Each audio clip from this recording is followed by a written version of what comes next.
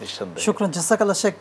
আরেকটি পয়েন্ট বলতেন, আমাদের দেশে একটি কমন প্রথা হয়ে গিয়েছে, কোনো ব্যক্তি যদি হজ করে আসেন তাকে হাজী সাহেব বলতে হয় সত্যিকার অর্থে, এবং তিনিও এটা মানুষদের কাছ থেকে এটা আশা করেন যে মানুষ আমাকে হাজী সাহেব বলে ডাকবে। একজন হাজী সাহেব সত্যি কি মানুষের থেকে এটা আশা করতে পারে যে মানুষ আমাকে হাজী সাহেব বলে ডাকবেন? আসলে ইসলাম কি বলে? না, এটা তো এক ধরনের রিয়া বা প্রদর্শনের ইচ্ছা, মানে কি বলবো, এটা অহংকার বা অহমিকা চলে আসে। তাহলে তো আপনি নামাজ পড়লে মুসল্লি বলতে হবে তাকে, তাই না? এটা আসলে ঠিক না। পৃথিবীর বহু জাতি, সব জাতি, পৃথিবীর এমন কোনো দেশ নাই যারা হজে আসে না, কিন্তু ওইসব দেশে নামের আগে হাজি ব্যবহার করে, আলহাজ ব্যবহার করে, আমার জানা নাই কিন্তু। তো আমি মনে করি যে এটা আমাদের মধ্যে অহমিকা আসতে পারে, এটা থেকে দূরে থাকাই ভালো।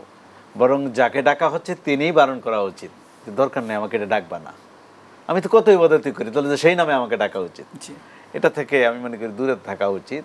তাহলে শিরিক এবং এই রিয়া কিন্তু আর শিরক আল আসগীর, এটা কিন্তু ছোট শিরিক, মানে প্রদর্শনের ইচ্ছা, মানুষকে দেখানোর জন্য কিছু করা। আমাদের দেশে নির্বাচনে আলহাজ, হাজি এগুলি খুব ব্যবহৃত হয়, এগুলি থেকে দূরে থাকা উচিত, দূরে থাকা উচিত। শুকরান, জাযাকাল্লাহ। সত্যি আমাদের জীবনকে হজে গিয়ে যেভাবে 24টি ঘন্টা আমি কাটিয়েছি, খুব টাইমলি কাটিয়েছি এবং খুব পরিপাটি কাটিয়েছি, যে আমার একটি মিনিট আমি নষ্ট হতে দিইনি। আমি প্রত্যেকটা সময় ইবাদতে কাটিয়েছি, মশগুল ছিলাম।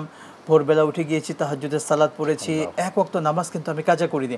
ঠিক সেম আমাদের পরবর্তী হজ থেকে যারা ফিরবো, ফেরার পরে আমাদের লাইফস্টাইল কিন্তু এরকম হওয়া উচিত যে আমাকে তাহাজ্জুদ গুজারি হতে হবে, আমি এক ওয়াক্ত নামাজ কোনোভাবে কাজা করব না।